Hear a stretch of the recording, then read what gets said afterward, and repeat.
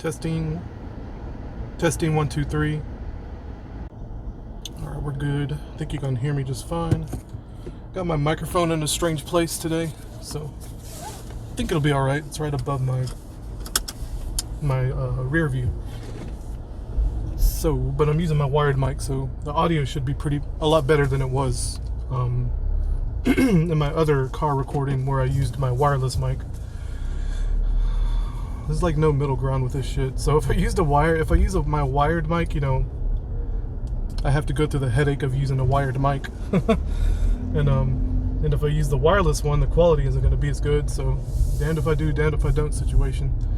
I'm pretty sure there's wireless microphones out there that work a lot better, but the one I bought was like $15. So yeah, I'm not going to spend a whole lot of money on some bullshit like that. But anyway, let's get into, I want to bring up something, the stuff Billy, I'm about 40 minutes into Billy's last presentation, or his last recording rather, and he brought up some interesting things. It's very funny, well not funny, but very strange indeed, the plane thing with the plane. And last night as I was recording, I was talking about planes spawning in Grand Theft Auto, and Billy just so happens to have planes fly over him at an abnormal rate, right, while he's trying to make a recording. And that's weird. So it's like, I don't know if it was around the same time he did that recording where I was talking about it, because I know that after I got through with that recording last night, it was like 12 a.m. So I would have been talking about that around 10:30ish, probably my time, like CST. So I don't know, Billy would be the one who had to tell me that, but it is very strange that we were both kind of talking about planes probably around the same time last night. So it's very, very weird. Assuming that recording that he did was from last night, right? I don't know, but that'd be crazy if it was, that we were kind of sort of talking about the same things. It's just crazy energy, crazy synchronicities, man. It's just they're just wild. Fucking mystics are ruling this world right now, and it's crazy. Anyway, I also wanted to bring up, he brought up retrocausality, and I thought that was a really good thing, because I was talking about that last night as well, where I talked about events in the present affect the past and vice versa. Obviously the past affects the present, but a lot of people are stuck in the thinking of causality, right? Cause and effect, and our brains are wired that way on purpose, because it's like a bottleneck. So our minds being locked into this feature, right? It's almost like if you were to program a video game, you would make this cause and effect bottleneck a feature in order so that the world won't be so chaotic, right? I talked about the speed of light cap and all of that, and I talked about frames per second cap and all that in Grand Theft Auto. That way the game won't be so nutty and out of control. So they have to put caps on these. They have to put limiters on these I don't know how to word it. They have to put limiters on, like, built into the coding, right? So anyway, to get to my point, kitty cat. Anyway, cat ran that way. Okay, so Billy was talking about retrocausality, and I brought that up last night. Let's scratch that. I'm gonna get into the anima and animus thing. Yeah, let's get into the anima and animus thing, because I think it's super interesting. And it's a hard pill to swallow, dude. It is deep, right? I don't think it's complicated, but it is deep, because it really requires a person to almost to like break themselves down, to disintegrate and reconstruct themselves. I think a lot of people that take psilocybin and mushrooms and all that experience that in their visions, right? And I experienced that as well, only I wasn't on drugs. I didn't have to take drugs to experience that, where I had to break apart and reconstruct spiritually when I forgave my father, and then when I forgave my mother. And that's when that occurred, and it was all in an instant, right? But like I said, I wasn't on drugs when it happened. It was just so sudden. But I think in order to understand this better, because I'm only saying this because when I forgave my mother in particular, I had the realization, the sudden flash of knowledge that, holy shit, everybody's going through this. This is like, this whole reality, this whole world, this whole simulation is ran on this mother trauma, this fake anima. And when I say fake anima, I mean the anima, which is the woman, right? The feminine, disguised as the animus. And the animus is fake too. It's just a projection, right? You can think of a girl boss, right? A girl boss who, as they're growing up, they see the men in their lives, maybe the women in their lives, which is just a fake animus as well. The masculine, the fake I'm going to start saying masculine for a while just to make it more clear. So the fake masculine is a projection, right? Billy, you've talked about the bad boys and how that bad boy archetype is just a projection coming from the woman, from the women, coming from the girls, right? The girls are the ones. So the bad boy projection is all fake animus, and it's coming from the women. It's coming from the girls, right? It's coming from our culture. It's coming from our movies, our video games, our TV shows. That phony, is it James Dean? Yeah, that phony James Dean, Elvis, John Rambo, all the fake animus, like what the media and the culture presents as what's masculine and what is supposed to be masculine, right? Billy, you've talked about that one guy, that one YouTuber who talked about how he's going to quit smoking, and he got like literally tens of thousands of views on his video, all because within 5 minutes he lit up a cigarette. That's all it took, right? Because that's the culture's that's the reality marker for some people as somebody who's potentially an outcast, somebody who's beyond the pale, and they're really not, right? They're just, like I said, that's the fake animus, is this drug taking and weed smoking and this cigarette smoking bullshit, the beer drinking and the football and all that bullshit.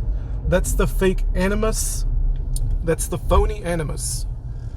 And we can get into what, and the fake anima, the feminine version of the fake feminine, is actually the animus, or the anima disguised as the animus, which is the feminine pretending to be the projected masculine, meaning the girl boss archetype. Girl boss archetype is the perfect prime pretty princess example of the fake anima animus at the same time.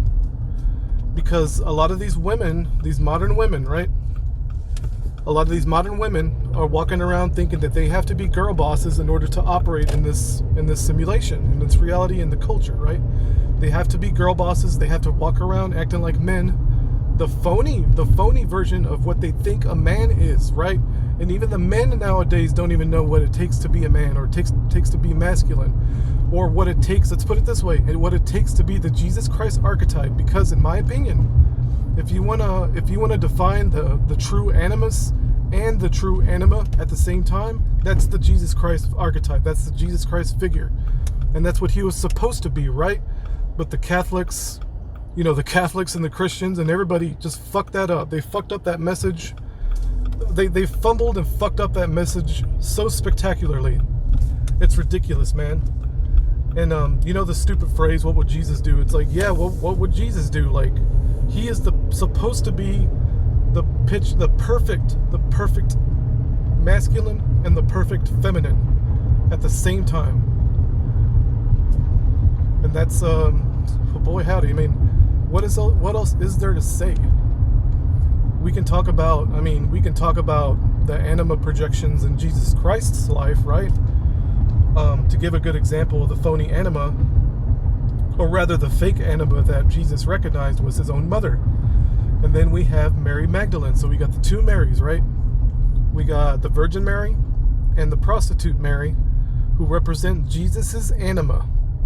They represent his mother, right? Spiritually and metaphysically, they represent the mother, obviously, Mother Mary, and then the prostitute, which is the more carnal desires. And they're both fake anima, right? But that's it. That's all the anima is you're either a mother or you're a prostitute. That's fucking it, dude. That boils down the feminine. It's so simple. Women have it so easy. It's so fucking easy for women, and they want to complicate it by adopting these fake animus, these fake projected animus traits. A very good example, and I'm going to bring it up again, I'm going to keep bringing it up, is Wizard of Oz. Dorothy sees the Scarecrow, Tin Man, and the Lion as projected animus, as the projected, let's just say, for argument's sake, not really bad boys, but in that same way that young girls and women project the fake animus onto men with that fake bad boy persona, right?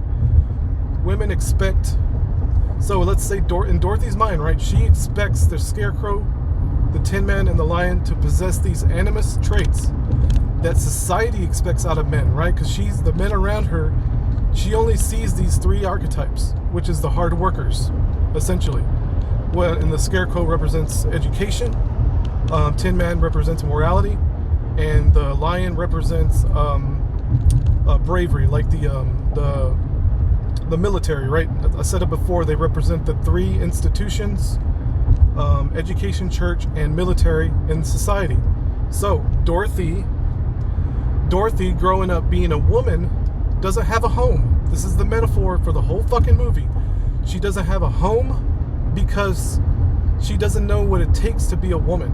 She's being told by her culture that in order to be something, you have to be one of these three archetypes. See what I mean?